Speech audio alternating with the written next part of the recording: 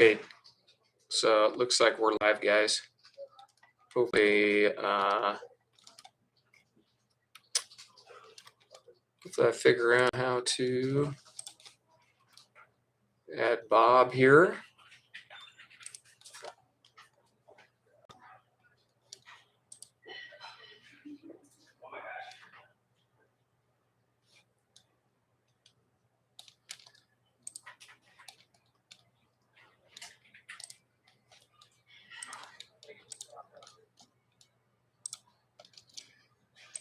Okay, Bob, I'm going to add you.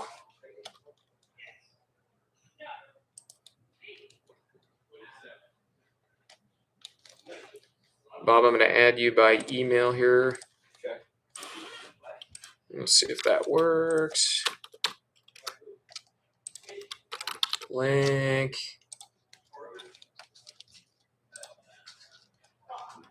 And Danny, will you log in? I'm watching it now. Okay, can you hear me? Okay, good. We got audio. All right. Hey, we got somebody from New Zealand on here. That's absolutely awesome. Hey, thanks for tuning in. The people that are on, looks like we got 20 people. That's super. I'm going to invite shop manager Bob, who's sitting behind me, also to jump in here. And it's the first time we've had like a co-host, so bear with me for just like a minute or two while we practice getting a co-host on here. That didn't allow you to jump in, Bob? No, it was just a link to watch it. Okay, just a link. Hey, thanks for the chats that we got going already. Hey, folks that are chatting in, before I get official, go ahead and start chatting in questions. We've got a few that got DM'd to us, and there's a couple of funny ones in there as well, and I'll get to those.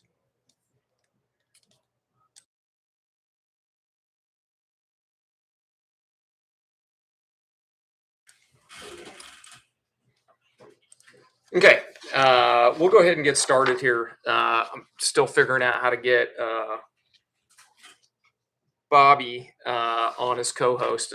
We've not tried to have co-host on these before, but we thought it would be fun to have another person on there. So anyway, we'll go ahead and start with a couple of questions.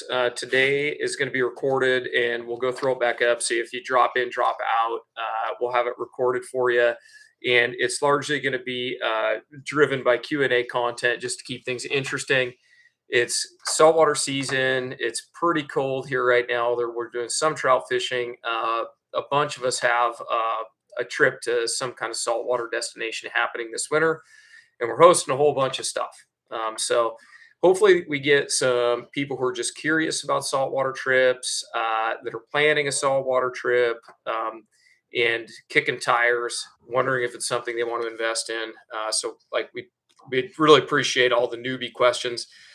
Because we were totally new to saltwater fishing as well. We're just a bunch of blue collar schmucks that somehow found ourselves on an airplane at some point going fly fishing. So we're relatable in that sense. We want to help you make the most out of your trip.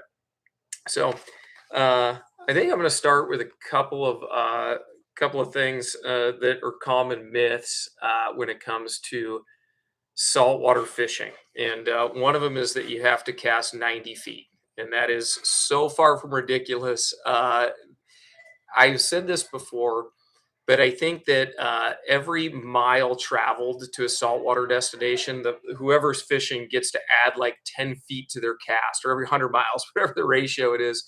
But it's like the further you go traveling, it's like the further the casting has to be. It's embellished stories that are spun into a proportion that is ridiculous. Most effective saltwater casts are going to be somewhere between, say, 25 and 50 feet. Even 60 feet is often out there. You have to make a very accurate shot, and that's a prerequisite for every single saltwater situation.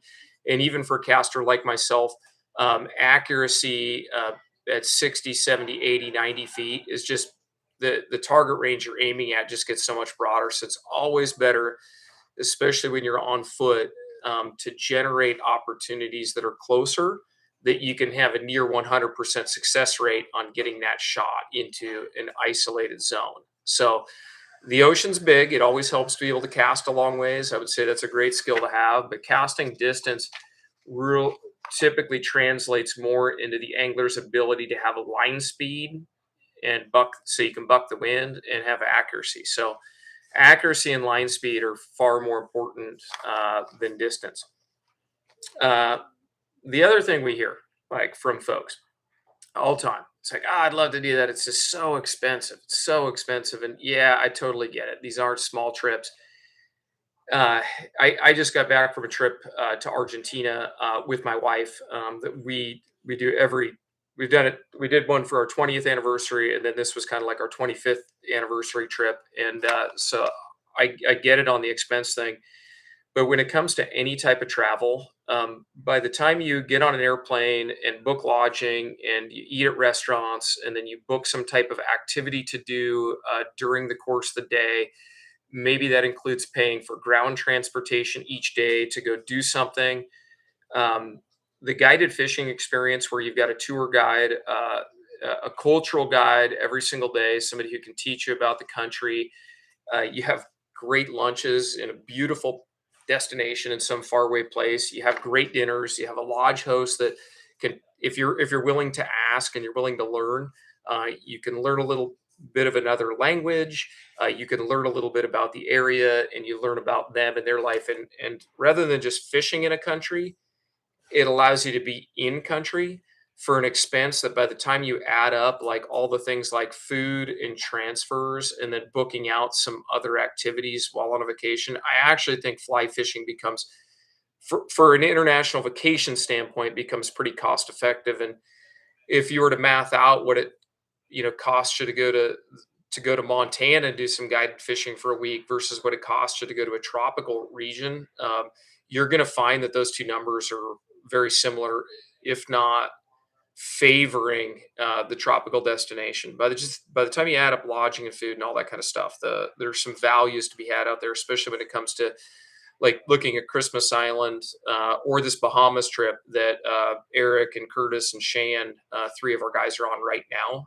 That Crooked Island Bahamas trip that we host is more for like the the price conscious do it yourself angler that wants, they want to fish hard, they want good fishing, but they don't need to stay at the Ritz Carlton when it comes to fishing. So there's some more budget oriented options out there. So I think that's a little bit of a misnomer. Uh, one sec.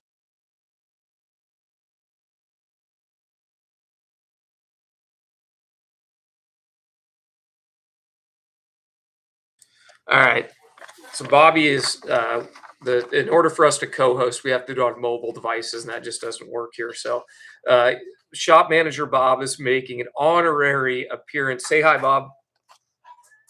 Say hi, Bob.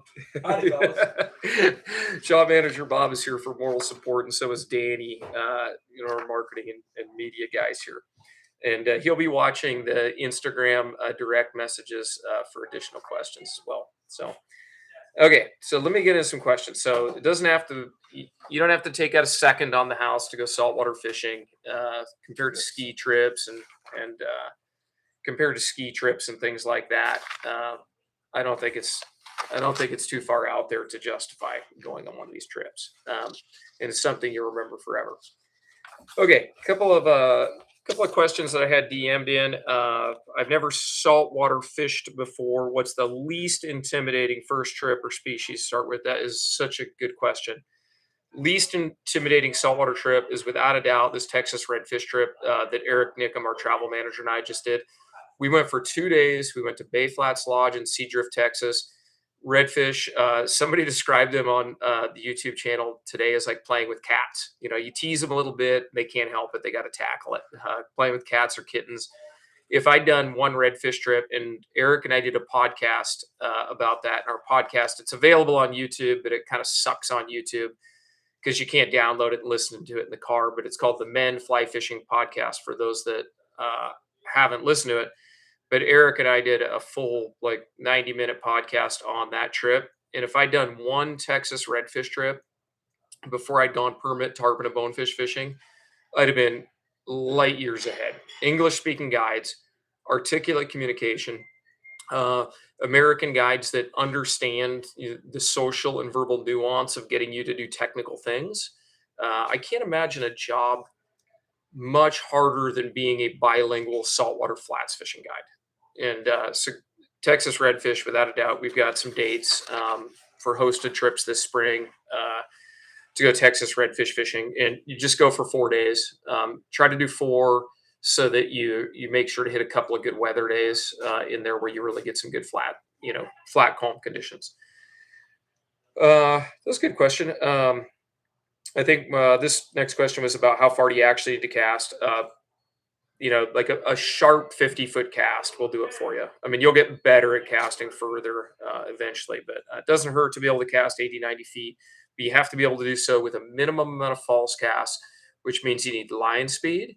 And then line speed generally translates into accuracy because you have less wind shear. So anytime you have left to right winds, tailwinds, and naturally the dreaded headwind, line speed can help you beat that. So make sure you have really good line speed and a hard delivery right to the water in windy conditions. Most common mistake you see people make on their first saltwater trip: hurrying too much, especially on the deck of a boat.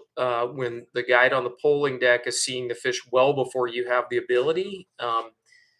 When there's a guide on the poling deck, they have this amazing omniscient view of the fish, and they'll spot the fish, and then when they see it and the angler doesn't, the angler immediately kind of goes into this almost this hyperventilative panic state of like, oh my gosh, I'm supposed to see the fish.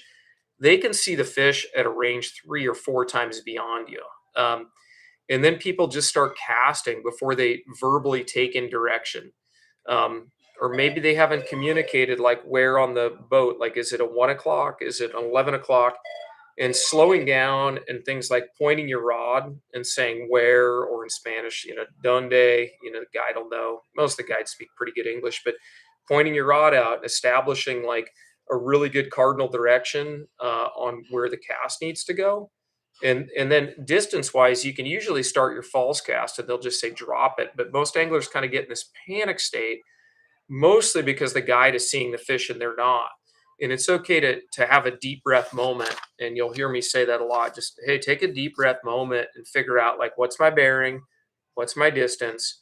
What's my strategy? And things are happening generally a little slower than your adrenaline will convince you that it is. So I'd say hurrying if I had to have a short answer on that. If I only want to travel with one saltwater rod, what weight would give me the most versatility? 9 weight with a floating line. A pretty easy choice. That can play into bonefish. It can go up to, even mid-sized tarpon. Nine weight's a great choice, and it's more durable than an 8.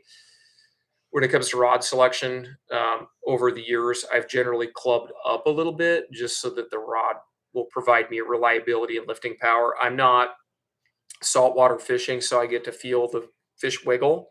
I'm saltwater fishing because of the excitement of the approach, making the cast, making the shot, generating the eat, and then of course, like all saltwater fish, I mean, fight incredibly well. Um, Next question. Is permit fishing really as soul crushing as everyone says? Yes, it is. Be careful you don't get hooked on permit and don't get permit fever when you're on a Grand Slam trip. Seeing lots of people burn 3 or 4 days of their first ever saltwater trip fishing for permit. And you don't even get enough opportunities to get good at saltwater fishing. Stick with bonefish, redfish, baby tarpon. Easy advice there. What is one piece of saltwater gear people overthink? And okay, so probably rods. They think they're going to buy a certain rod or certain brand, and they're going to get a performance advantage. All the brands are so good. I mean, there's not like one that's head and shoulders above another. I tell people to buy rods that they like what the brand does. Do they support good conservation efforts that align with your geographic region of value? Have they provided good service? Do you like the color? Does it pass the wiggle test? Do you like how it feels? I mean, all the rods are so good. So I think people overthink rods. Um, and then I think the thing they underestimate is soft goods and clothing. And you need to be like, you're going to be fishing hard. You're going to be fishing often in the tropics. And I think having really good fitting, comfortable apparel to help you stay cool, to help you stay sun protected, to not provide a distraction, stuff that dries quick. I think that the soft clothing is important. So, and a really, really good ultralight rain jacket for not just when it's raining, but for when the boat is, hauling ass across the bay and you're in some chop and you're taking on a lot of splash over. Really good rain jacket and really good rain pants actually as well. Here's a funny one. Is it okay to blame the guide when you miss an easy fish? This person claims they're asking for a friend. Never blame the guide.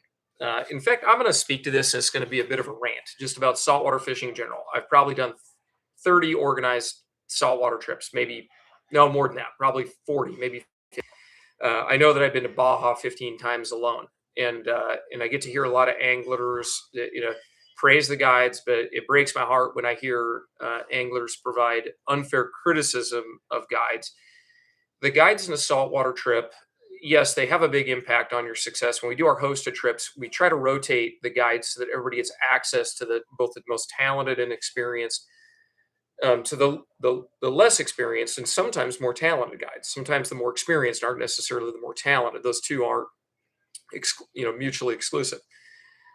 And when I hear somebody critique the guide as though their lack of success or their shortcomings are somehow a fault of the guide, and sure, maybe there's a time or two that happens. It's like, it just sounds so phony and awful to hear that at cocktail hour at dinner as somebody faulting the guide for their own, lack of success.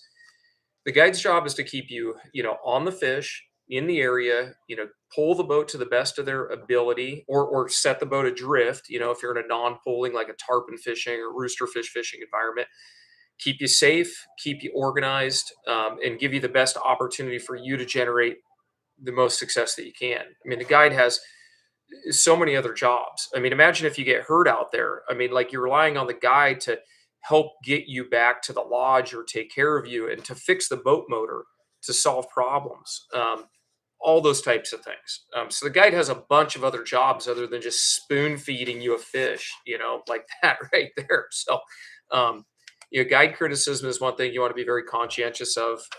Yes, there's great guides and there's ones that are less experienced. My experience is that the guides always have your best interest in mind, and any challenges anglers have with the guides are generally over cultural or social misunderstandings about, verbiage or language. I mean, I can't imagine me trying to go out and guide, trout in Spanish. That would be a hell of a tall order. So don't blame the guide. Um, and then the other question that was DM'd in, and then I'm going to get to the ones in the hopper here, was, be honest, how many bonefish do people usually blow before they hook one? Bonefish, generally not many. I wouldn't say bonefish are often easy to catch, but bonefish in schools can be pretty easy to see. So you can lead the pack and get ahead of them and make a proper approach. And bonefish in schools generally kind of have a gang mentality, and they're a little bit less spooky. But a big single can be extremely challenging for bonefish. They're usually much more aware, and the larger fish often travels in singles and two packs. So bonefish, you're probably going to blow a few per bit. Like even a great angler, God, I had a stint with permit at one point where I had 60 plus opportunities, and before that I thought it was God's gift of permit fishing, only to find out I was a total dunce. But permit, there is no rhyme or reason to it. I don't believe there's a snake oil for permit, but bonefish are pretty straightforward. I think you get a few shots at bonefish, you're going to get them. So, yeah, I'm going to get right into the typing hopper here. And I haven't previewed these questions, so I'm sure there's some smart asses in here. What's your current favorite 8-weight saltwater rod by Steve G? Steve G, I'd say probably it'd be a tie between the TNT Sextant and the Sage R8 Salt. I think all the rods that are being built are fantastic. I'm not just saying that because we sell them all. They're all super good. I mean, at one point several years ago, I would say like G Loomis probably had an upper hand just in raw performance when their NRX Plus came out. But I like the Sextant. It casts good at all ranges. The R8 core salt, or the R, not the core, but the R8 salt casts really well at all ranges. Winston Air 2 Max is, in my opinion, a little bit more powerful. At least that's my perception, a little faster. So I think for extremely demanding conditions with weighted flies, that'd be a great rod. If I'm going for Roosterfish and I just flat ass need a tough rod for sink tip lines, 4-aught flies, and heavy lifting, I think that Beulah Opal G2 is, just about unbeatable. But there are tons of good products out there. But I probably a Sextant or an R8 Salt. I think those are extremely versatile rods. Let's go next year. John McNulty. Hello, John. Good to hear from you. First saltwater trip this year, including 2 redfish trips in La Ventana in Baja. I know that area. I will be near there in June. Lots of specialized lines for redfish, bonefish. How would you recommend building my array of lines? Well, for redfish, you're really going to be thinking about a Scientific Anglers Grand Slam or a Rio Flats Pro. My experience with those was that both of them set the fly down soft enough for redfish, but they're heavy enough to turn over a pretty large fly at short range. But when it comes to going to La Ventana, you're really looking at that Rio outbound tropical triple density, the floating hover intermediate. That line's never let me down. It's been super tough, super durable, cast like a friggin' rocket. I've got no reason to change. Why does Joe like the Bonefish Buddha in Ascension Bay? Dude, Kenny, because that thing gets bit. Flat ass gets bit, brother. Get that thing in every size. Every size, man. Oh, I'm taking that thing to Christmas Island with me in a month.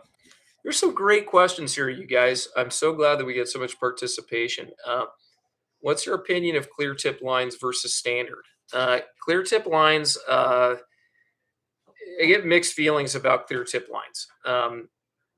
I think that maybe it could allow you to run a little shorter leader because maybe you have a more effective clear distance. And I've changed my opinion back and forth a little bit on clear tip lines. I did a video, and I should share the clip at some point. It's very revealing. So I'll tell a little story. So my friend James Shaughnessy at Flyfish Mex in Bahia de los Sueños, he owns Beulah Fly Rods as well. But I don't want to give away his trade secrets, but he's got a way of taking and filming live feeding action on, during bait balls or feeding frenzies. And his cinematography is amazing. You're going to see some of this at one of the fly fishing film tours some days. I don't know why they haven't won that with some of the cinema that they've made. But he's a master of shooting underwater video on real feeding action. We're talking like Dorado and Roosterfish and jacks, like physically eating live sardines and then throwing your fly in front of the camera and then seeing it hooked up. And I tried to replicate what he did. My product was not nearly as good, but it was incredible how phony the fly line, like the water is so clear, how phony the clear fly lines looked. They still threw a shadow. They were highly fiber optic. You could see the sunlight glowing right through the clear fly line. The fluorocarbon leader was essentially invisible, and the clear tip fly line was like a freaking lightsaber, being smashed in front of the camera. It was like after I watched some of the videos that I shot, and it was part of a project I was trying to do, and it was just kind of like I shot way too much film. But my thoughts coming away from that were that I was absolutely shocked we could ever catch a fish at all. It was like that phony, the fly line. So I think longer leaders and just a standard line are good. And that way you could see exactly where your fly line ends and you could pick up and lay down. more effectively and control your distance. So I fished clear lines, and I at one point I was like, oh, these are the cat's meow.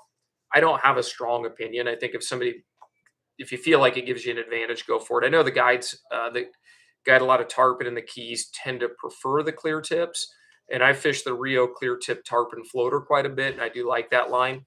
But I wouldn't go like change out a line to like get a clear tip advantage. Is a very good question. It definitely was going to require more fishing for me to have a stronger opinion. Are we seeing steelhead in the Yakima right now? Yeah, actually, we don't have a steelhead fishery.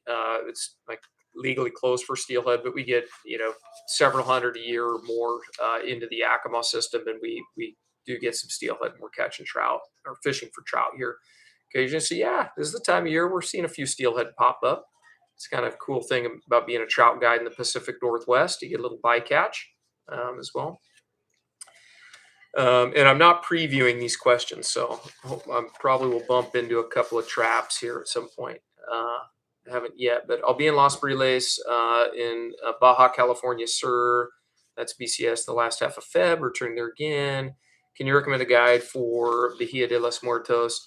Yeah, just contact. They may or may not be able to hook you up with a day trip, but contact Flyfish Max and just tell them Joe at Red sent you. Just Flyfish Max, James Shaughnessy, contact them.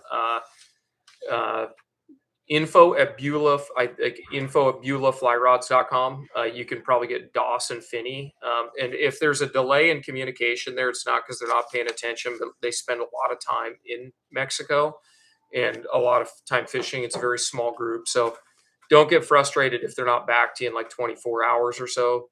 Just ping them again and bug them. But yeah, they're great guys. Both James and Dawson will get you hooked up as long as they don't have full groups, that are at the lodge all week. So lots of people going to Baja. This guy's fished with an ATV and a 10 weight. Would like to get on a panga for a reasonable price. Flyfish Max. That's my only contact there. That's who I've done all my Baja fishing with.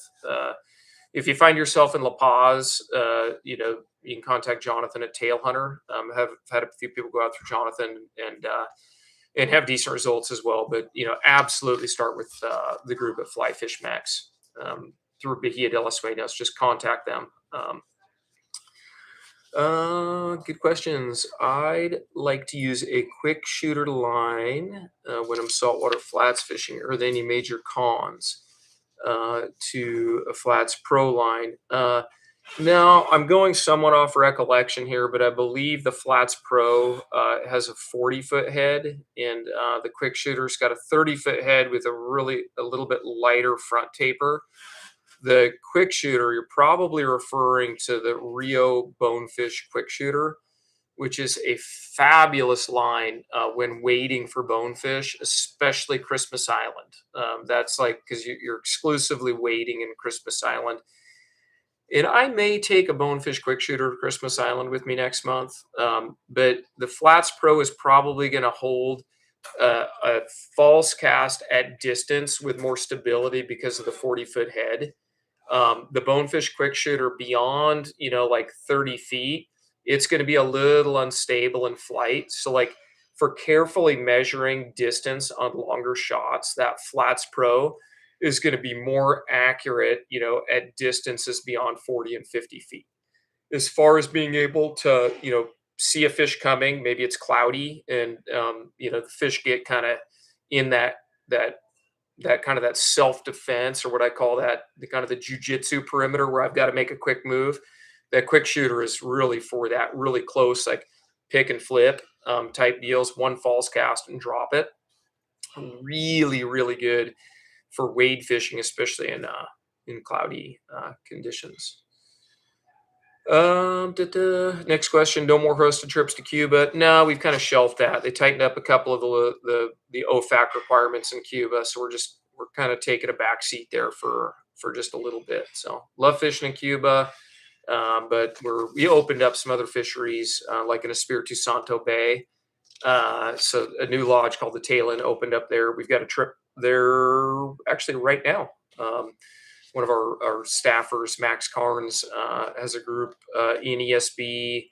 I'm going to ESB. So we kind of took and plugged in this new lodge at ESB in lieu of a lot of our Cuba trips because it's such a kind of a permit hotspot. So um, taking a little break and doing a bunch of trips to Espiritu Santo Bay.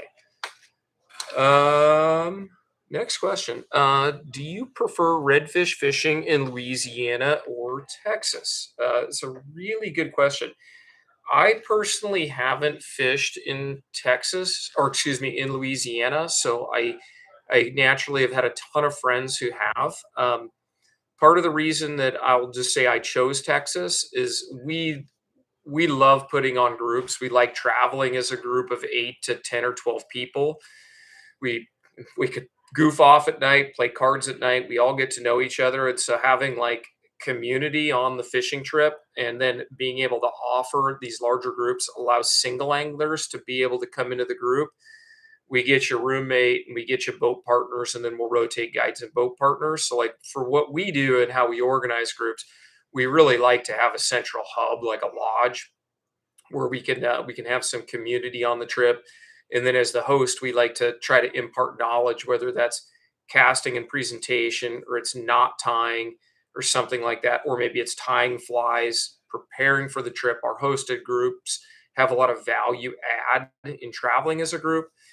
And I met the group at Bay Flats Lodge in Texas and got to visit them. I was like, this is kind of like the one redfish lodge that I feel like fits really well with like how we style our groups and the way we like to fish and travel, like a coordinated group. So I don't have an opinion. I just know that, man, like if you go look at the Bay Flats Lodge media, is a beautiful place to fish. It's clear water, it's shallow water. We don't really fish offshore. Everything's in the marsh and in the flats.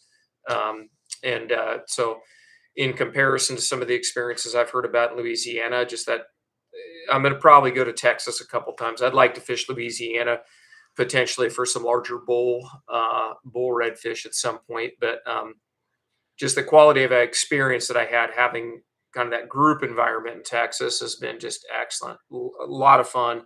Our fish weren't particularly large. We only got a couple over 30 inches.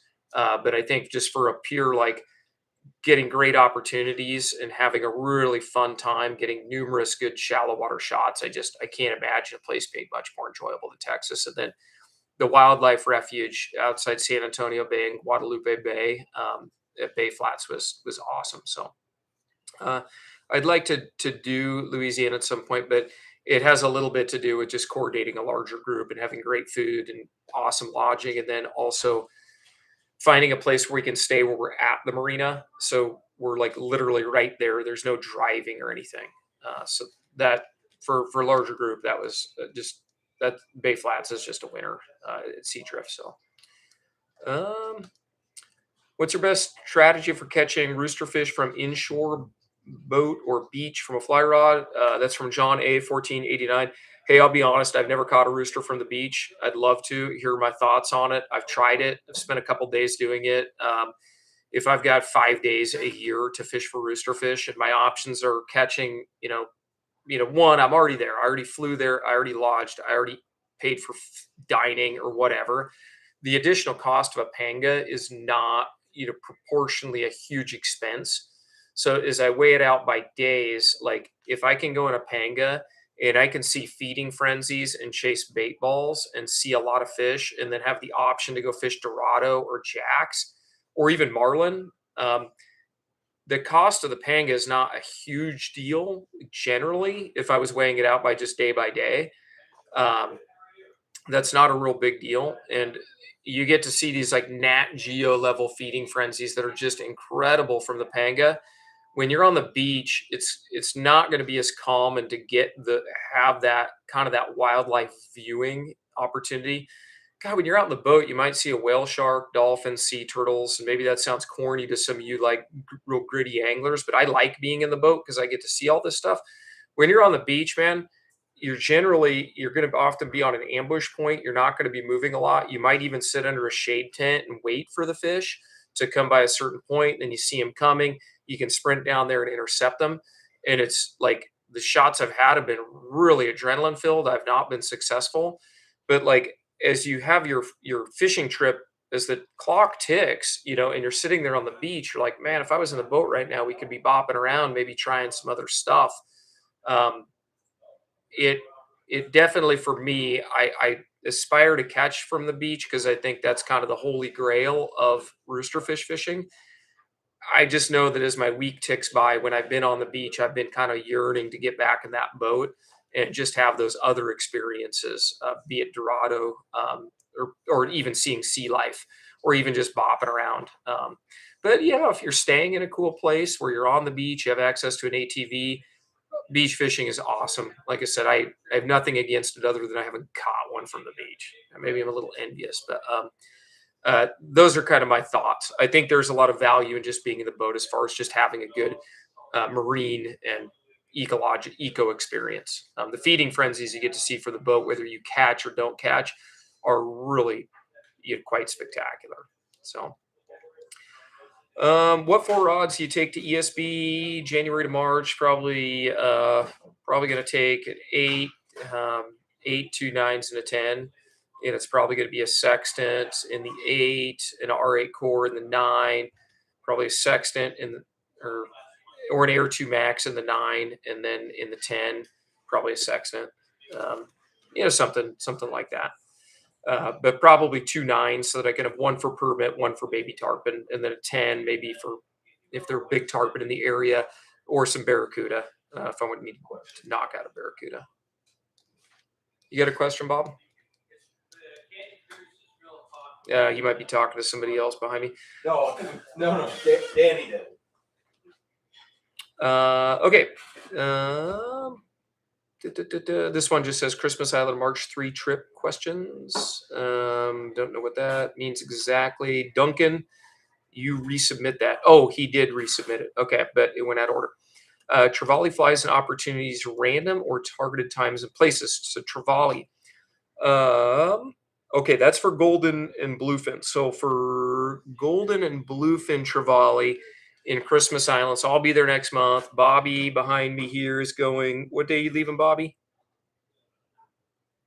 Tuesday? I think Bobby's leaving on Monday. Monday. So Bobby is leaving in Friday, 3 or 4 days. I wish I could let Bobby answer this, but we didn't plan this out, technically speaking, as well as we could have. But next time we might do it on our mobiles, and so he can be on as well. But most of the golden and bluefin are going to be kind of incidental shots where you're walking the flats, you're probably looking for bonefish, you're in shin deep water, and a bluefin trevally, which are very fast movers, are probably going to come racing up. And they move really quick and very erratically. Sometimes they can look a little bit like a small giant trevally or even a fast moving bonefish, depending on the light. But they glow blue pretty well when they're backlit. But bluefin move pretty erratically. They move in kind of a V shape like this. And the thing with bluefins is they're a very kind of a fast twitch fish. So when we throw at the bluefins, we're going to cast probably our bonefish fly. And we're going to strip it more like a minnow. So you're going to strip that very, very quickly for bluefin.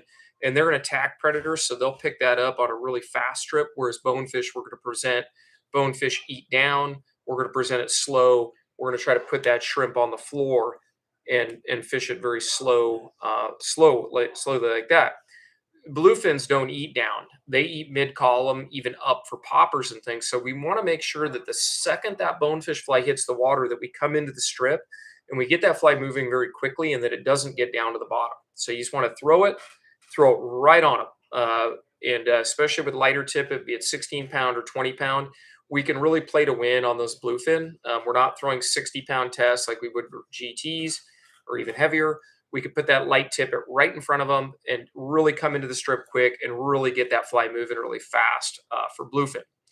Now, a golden trevally or a striped trevally, there are a couple of different subspecies within there.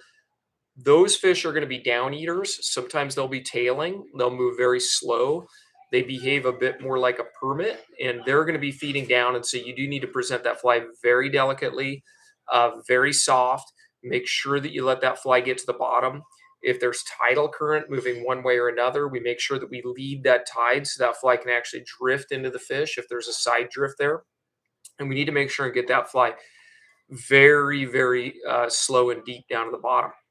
The The golden Travali or striped Travali rarely ever eats a bait fish. Like very, very rarely eats minnows and bait fish. They'll do it. They don't. It's just very uncommon. I mean, there's always an exception. They like crabs and they like shrimp.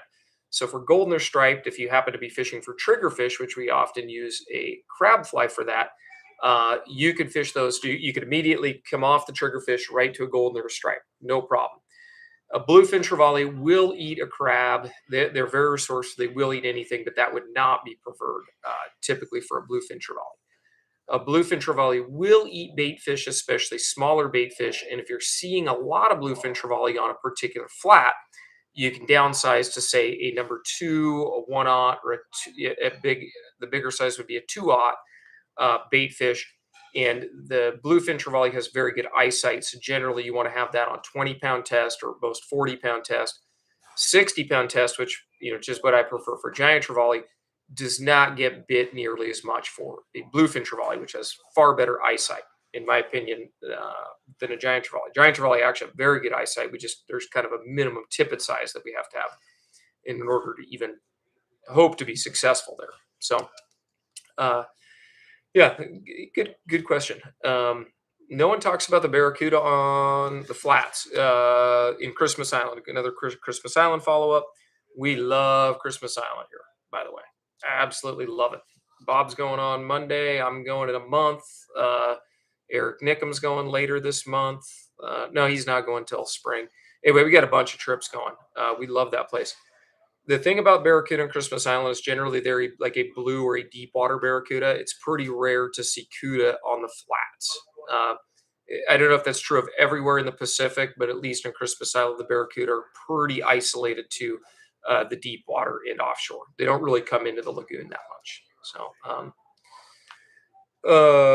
this knucklehead, whoever Danny Robles 4060 is, can I rely on my guide to tie knots often? This yahoo sounds like they don't know how to tie on their own frickin' fly.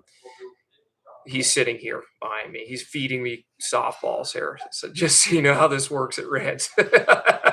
It's actually a very good question. Danny, keep them coming. Yeah, you can rely on your guide to tie your own fly or tie on flies for you. That's not really a problem.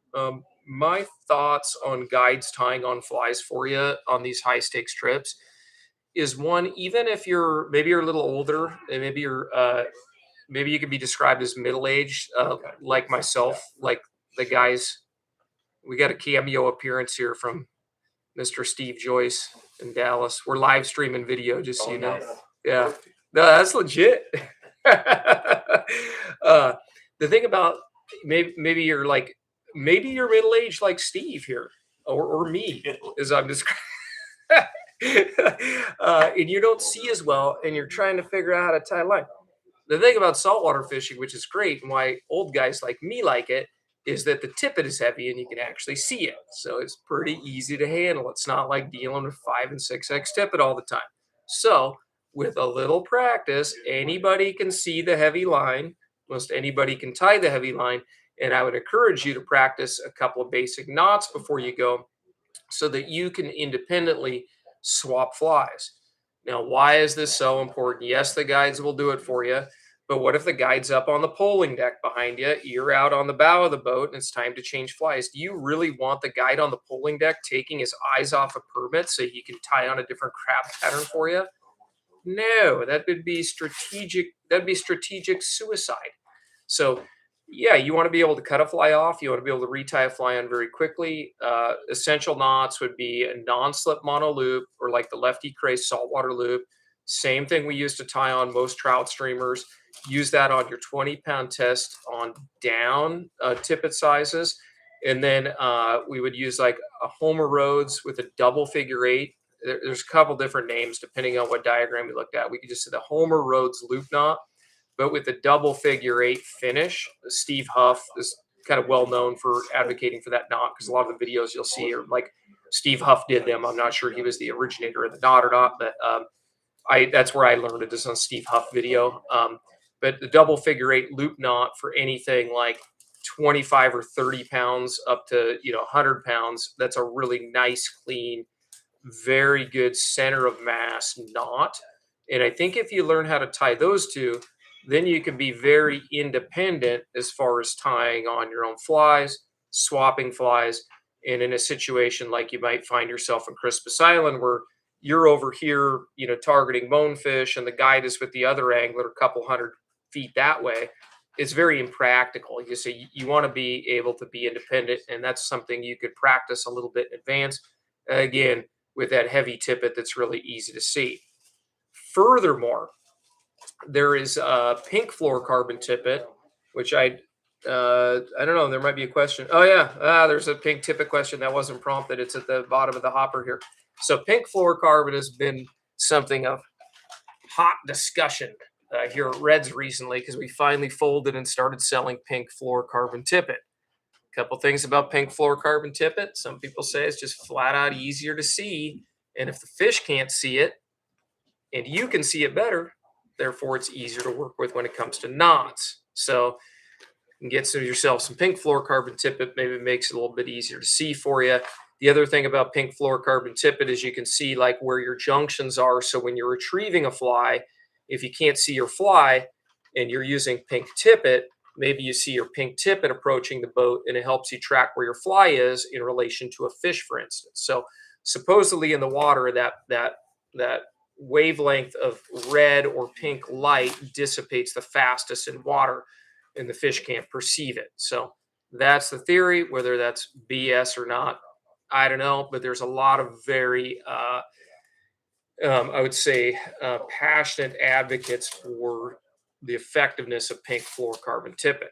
So the only one I've heard that's like really tangible, maybe it's a little bit easier to see in those lighter weights, and you can see where your junctions are and see where your tippet is when you're strip retrieving a fly back to yourself. So that is a good question. Is it worth casting a Barracuda popper into a bonefish mud? I've not had that be successful. Yeah, I've not had that be successful. So, the idea that would be barracudas are kind of hovering around a school of bonefish, which is making a large mud, and there could be bonefish in there that are being startled by a barracuda and potentially either making the mud by feeding or by being spooked by barracuda. I've not had that be successful, but I do enjoy having a barracuda rod at the ready on at most all of my flash trips. I like barracuda, an underrated species. Okay, that's a good question. What percentage of triggerfish cast to? That is a great question. What percentage of triggerfish cast to a Christmas Island does an expert hook? I'm going to go to the panel here for just a second. I've got a number in my head, and I want to see if it aligns.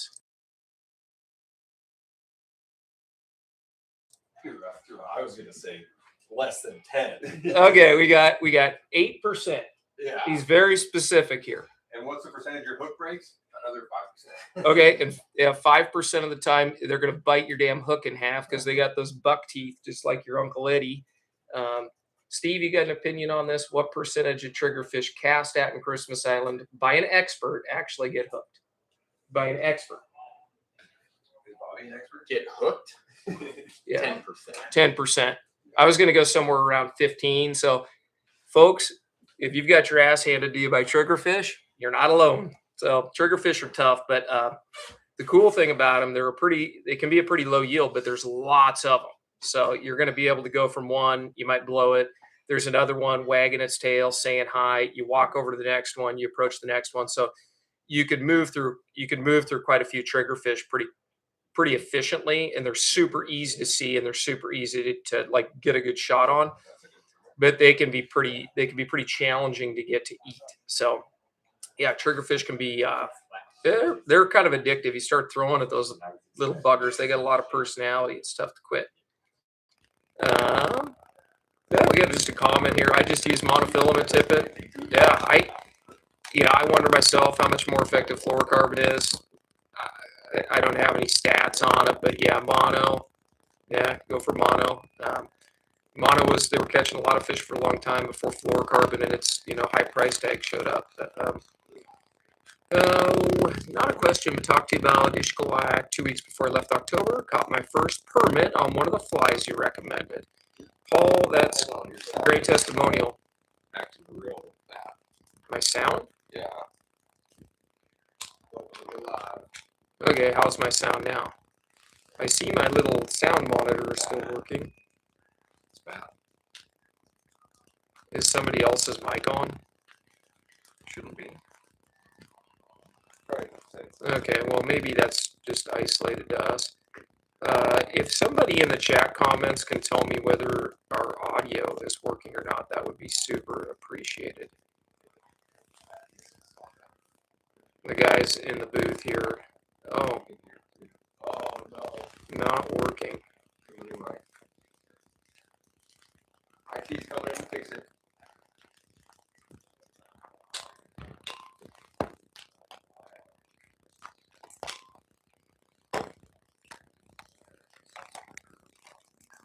Okay, is that working now, guys?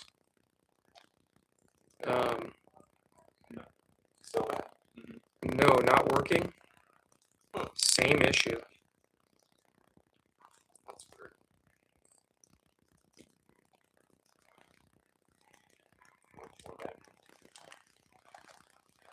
Okay, must be a connection issue.